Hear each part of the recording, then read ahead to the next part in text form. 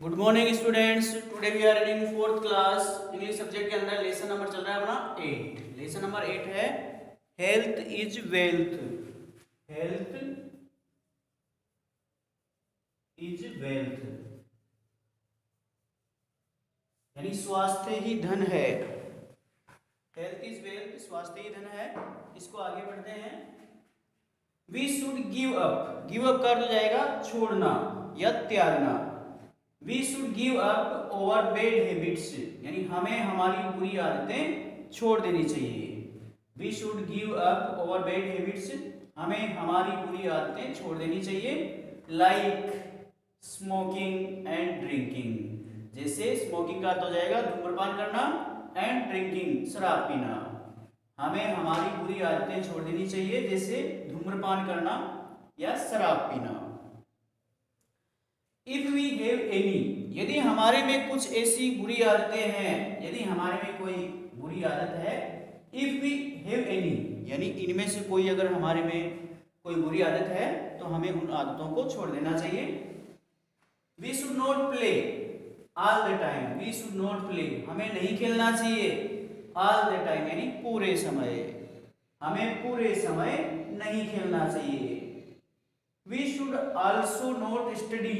We should also not study यानी हमें अध्ययन भी नहीं करना चाहिए। ऑल द टाइम, हमें सारे समय अध्ययन भी नहीं करना चाहिए।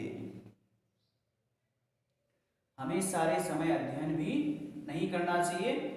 We should always take care. Take care का तो जाएगा ध्यान रखना।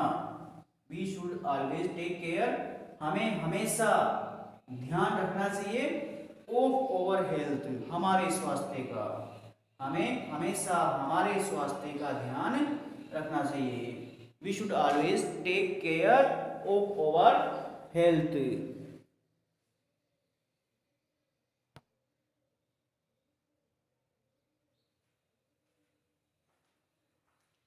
We should always take care, take care का हो जाएगा देखभाल करना, ध्यान रखना।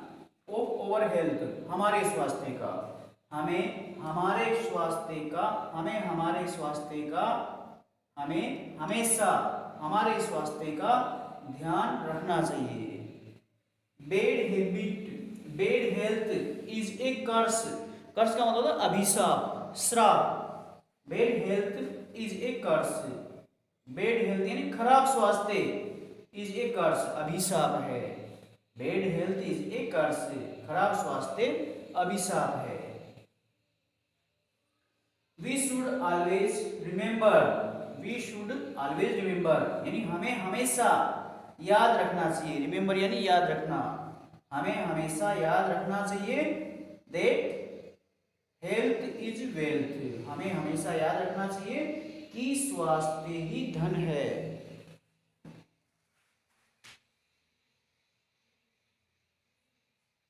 हमें हमेशा याद रखना चाहिए दैट हेल्थ इज वेल्थ, कि स्वास्थ्य ही धन है। ये लेसन नंबर 8 आपका पूरा हो चुका है। इसकी ट्रांसलेशन करोगे और कल इसके क्वेश्चन आंसर बताएंगे।